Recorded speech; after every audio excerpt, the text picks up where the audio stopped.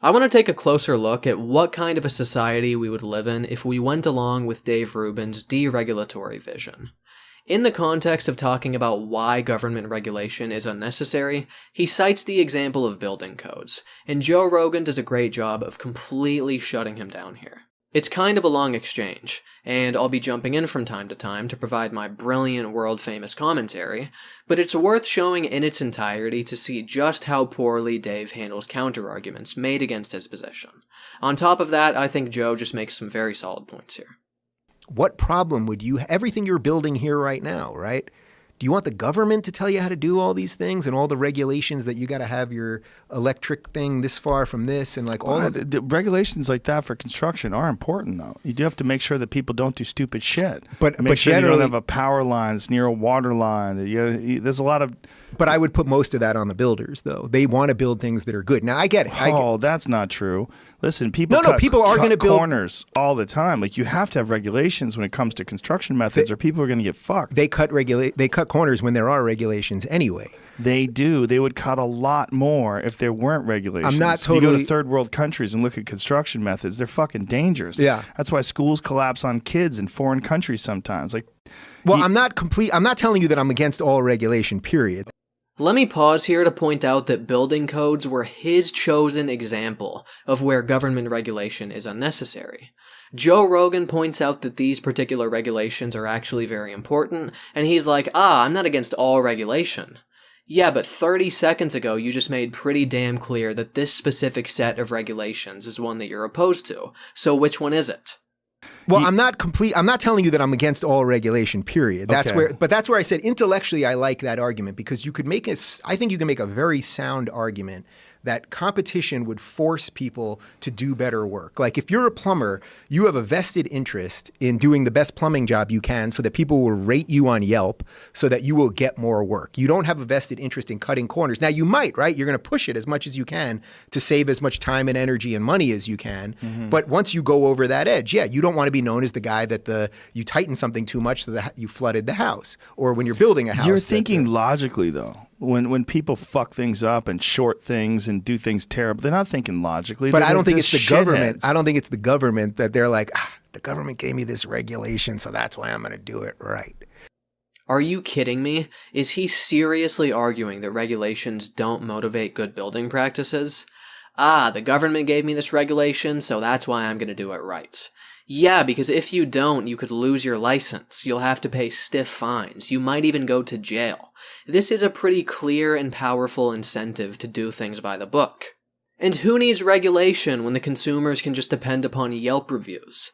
Yelp reviews! Can you believe you're hearing this shit? This is a serious political philosophy that this man is espousing right now. Let's humor him and hop inside the clown car with him by exploring the logistics of how a system like this would work. If instead of certifying electricians, we instead just relied on Yelp reviews, wouldn't this massively bias the system in favor of established electricians and against newcomers? If you decide that you want to get into this business, and you haven't yet had any clients who have rated you on Yelp, if Yelp reviews are the metric by which we assess the quality of an electrician, why would anybody hire the guy with no reviews? In a system where electricians receive certification, which demonstrates that they're knowledgeable about the National Electric Code and similar such regulations, even if they have no Yelp reviews, their certification is a guarantee of some level of competency, so people just getting into this business won't have that insurmountable barrier of 0 Yelp reviews. And could you think of any more ridiculous of a system than this? Let's depend upon Yelp reviews? Because, those are just notoriously accurate to a very high degree of precision. What would prevent businesses from gaming the system and paying people to put up fake reviews to inflate their apparent proficiency? And how far would we take this mentality? Why just stop at plumbers and electricians? Why not do the same for brain surgeons? Well, sir, looks like you have a brain tumor and we need to operate immediately. I guess now would be the best time to check Yelp to see who's the best person to cut your skull open and remove portions of your brain. Could you imagine living in such an absurd world? But I don't think it's the government. I don't think it's the government that they're like, the government gave me this regulation, so that's why I'm going to do it right. Well, if You know they what I didn't mean? have any regulations, there'd be no incentive whatsoever to do it right. No, there If they would knew be an that- incentive. If they knew there were no inspectors, no one was going to check their stuff and make sure that their stuff was up to code. Listen, man, I was in construction my whole life. My dad was an architect. Yeah. I've been in construction since I was a little kid. You fucking need regulations. These guys, a lot of people that are in construction, they'll do whatever the fuck they can to make money, and it's not good for the people that have the house because they might have that house for 5-10 years before that problem manifests itself.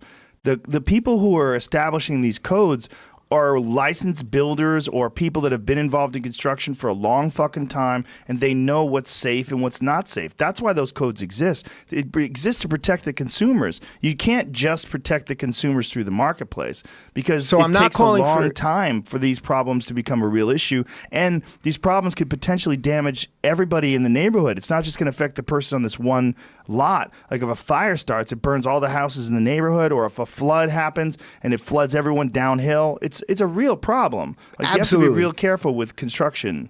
I get it. And, my dad wasn't in construction, so I'm not privy to like all of that, the little stuff. But I genuinely believe that as a general level, people have a vested interest in, especially now because of phones and apps and Yelp and all of the things, doing good work because that's how you will get more work. I agree. You're never going to remove the people who will do shoddy, shitty, malicious shit. But you can keep them at bay with regulation. I think So this is where I'd say you can have educated some regulation. Yeah. Educated regulation. People who actually understand what's going on.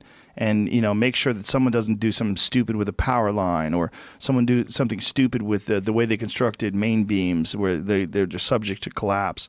Like that's important because most people buying a house don't know what the fuck they're looking for. Most people getting a house built, they have no idea about construction methods, and they need someone to inspect things and make sure that it's up to code. That's why code exists. It's very important. Yeah, so I'm not totally with you on that. Like I do think most of it, probably 90% of it, would be who has the most vested interest to build a good house. It's the builder because he wants more work. He doesn't want the house to collapse because then he'll be out of work. People have an incentive in doing good work, and that's why we shouldn't worry about these problems. Here we see how childishly naive and idealistic libertarianism is. Remove all regulation, and businesses will still provide safe, clean, great quality services and products because that will boost their reputation in the community. This is a fairy tale right here, where everybody holds hands and skips off into the sunset, trying to produce the best quality product that they possibly can. This is straight out of an Ayn Rand comic book or something. Remove all regulation, and businesses will cut costs in every way that they can to maximize profits. Sure, they need to meet some minimal standards so people aren't immediately outraged at the terrible job they've done, but compared to what's guaranteed under regulation, the end result will without a doubt be substandard. In a system without regulation, you could build a house that won't immediately fall over, and thus will appear on the surface to be acceptable to its residents, and they might even leave a positive review on Yelp. Yet if there are no regulations on how to build this house, perhaps 5 years down the line when a mild earthquake hits, the house will collapse and kill you, something that wouldn't have happened if there were regulations that the builder was forced to adhere to.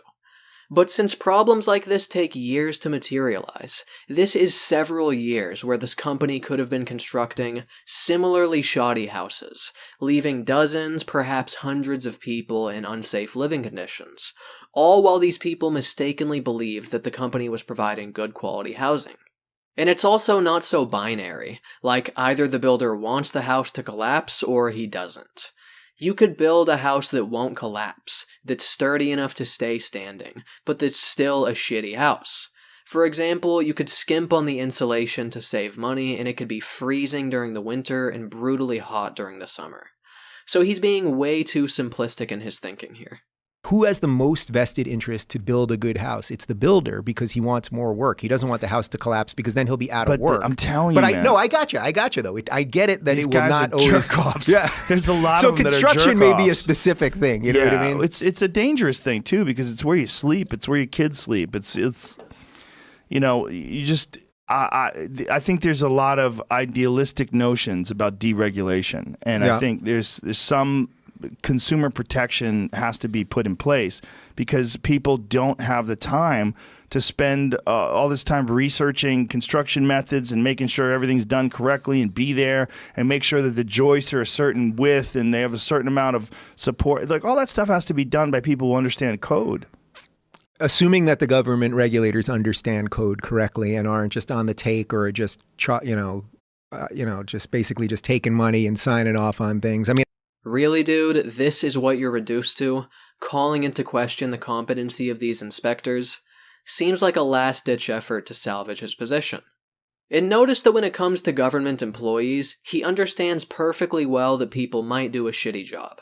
But with private businesses, generally speaking, there's nothing to worry about, thanks to the magic of competition. Okay, well, when it comes to government employees, how about the magic of your ass gets fired if you don't do your job correctly? How's that for incentive? Assuming that the government regulators understand code correctly and aren't just on the take or just, just basically just taking money and signing off on things. I mean, I got my house. They inspect things, man. Have you ever had a construction project done? Yeah, well, I got my house last year and we had to go through all the inspections and had several guys come back. We didn't build it, no. Right. There's a big difference between an insurance inspector and a code inspector. Code inspectors are very different. When you're having a house built, and I've had construction projects where I had to explain to people and go through it with builders, they're making sure that the house doesn't fucking fall on you, that the power lines, are done correctly, that all the electricity is done correctly, the pipes are laid in correctly, your septic system or your sewage system is done correctly. Yeah. Do you think that could be privatized then? See, 'cause again, I just think it's an interesting regulations. Yeah. How would it? How that would you could have there would be no incentive. Well, no, you could have companies that their job would be to make inspect. sure to inspect, and you they wouldn't have the threat of law to enforce these things. Like if someone is building something and they're not up to code, they lose their license and they can't build. Right. If you privatized it, what's the incentive for them to follow the guidelines? Yeah. So this is where I'm not telling you that I'm calling for all this. I just think intellectually it's just an interesting space to argue something, because I think that there's more. The more that you can give to people to freely do what they think is right, I think generally they will. Like, again, I get it. There's going to be some real shitty construction people out there. I'm not calling for this. I just think it's intellectually interesting. Really. Because it seems like everywhere you go these days, you advocate across-the-board deregulation. And again, this was your chosen example of where regulation is unnecessary. You're the one that brought this up in the first place. I'm not actually calling for this deregulation that I was advocating just 5 minutes ago. Well, it sure as hell seems like that's what you were doing. And frankly, it looks to me like you're just walking back your position because you got your ass handed to you in this exchange. Props to Joe for not giving a single inch during this discussion. He wasn't like, oh, okay, I see where you're coming from and that's an interesting perspective. No, he was like, listen, man, this is a stupid idea and here's why. I heard absolutely no convincing rebuttals from Dave. It's just pure idealistic gullibility. They'll build things the way that they're currently required to build them, purely out of the goodness of their hearts, and purely because it will enhance their business reputation. If you're naive enough to actually believe this, I suspect that a house might have already fallen onto your head. How ironic that if we actually transitioned our society into this libertarian fantasy land, credulous people like Dave would be the first ones to get fucked by some asshole construction worker cutting corners to save money. Inspect the house to see if it's safe? Why even bother? Because presumably your rational self-interest motivated you to build the safest, highest quality house that it's possible to build. Now take this check and get the fuck out of here. Notice also that there seems to be a contradiction here when he floats the idea of privatizing building inspections.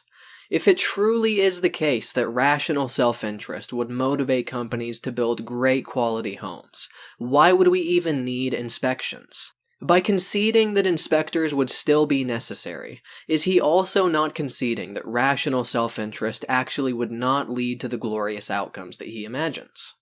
Dave frankly strikes me as somebody who hasn't spent 5 minutes thinking through the logistics and ramifications of his ideas. The only thing more poorly constructed than this guy's arguments would be our homes and his libertarian dystopia. I'm on Patreon. There's a link in the description if you'd like to support my content. I would really appreciate it. There's also social media links in there if you want to follow me there. I'm trying to build up some of those followings. I would really appreciate it. Make sure to subscribe for more videos if you haven't already. Hit the bell, hit the like button, post a fucking comments. All that fun stuff that's standard on YouTube. You know the fucking drill. Thanks for watching. Hope you enjoyed this.